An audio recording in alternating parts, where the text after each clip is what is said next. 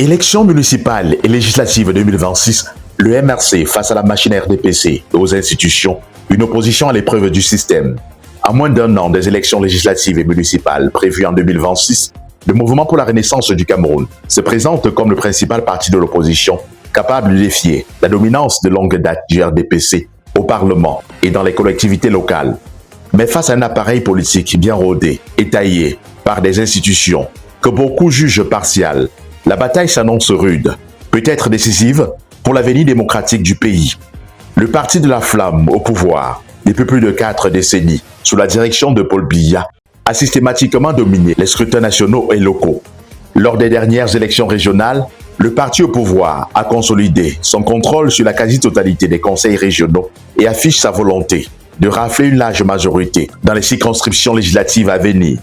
Dans ce contexte, plusieurs acteurs politiques et organisations de la société civile critiquent ce qu'ils perçoivent comme une impartialité limitée des institutions électorales et administratives.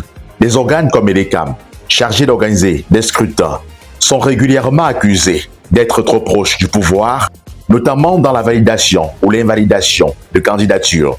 Et c'est dans cet environnement que le MRC devra aller à la conquête des sièges.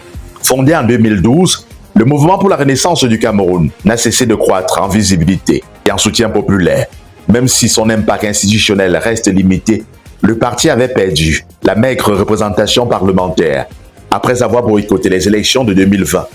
Sur le plan interne, le MRC tente de consolider ses rangs après les tensions internes liées au retour du professeur Maurice Kamto à la tête du parti, malgré que certains restent convaincus que le processus qui a conduit à sa réélection s'est fait en violation des statuts du MRC et pourrait lui être préjudiciable lors des dépôts de candidature dans les unités administratives qui pourraient, le moment venu, contester juridiquement la légalité de Maurice Kamto comme président du MRC.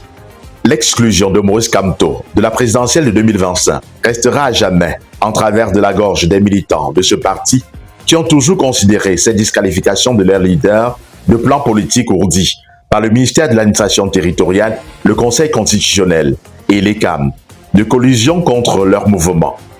Des accusations qui s'inscrivent dans un climat où l'opposition et la société civile dénoncent régulièrement des restrictions aux libertés publiques, notamment l'interdiction de manifestations ou de réunions politiques, tandis que les autorités justifient ces mesures au nom de l'ordre public.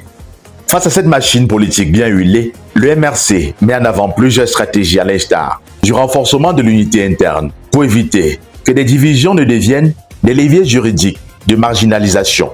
Cela passe par des alliances scellées avec d'autres leaders politiques, comme ce fut le cas avant la présidentielle du 12 octobre dernier, afin de consolider un front commun contre le RDPC. Mobiliser l'électorat autour des enjeux démocratiques en dénonçant le manque d'équité dans les conditions électorales et en appelant à une réforme durable du code électoral et des pratiques institutionnelles. Mais l'horizon reste incertain. La dynamique institutionnelle et administrative demeure largement favorable au RDPC.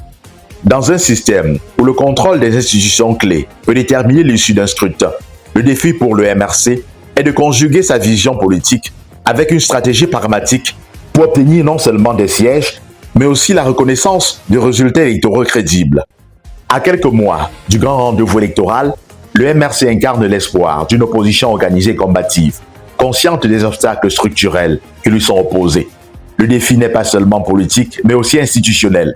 Convaincre les électeurs que le combat pour les élections justes et équitables vaut la peine et que la démocratie camerounaise peut se renforcer, même dans un contexte fortement dominé par le parti au pouvoir.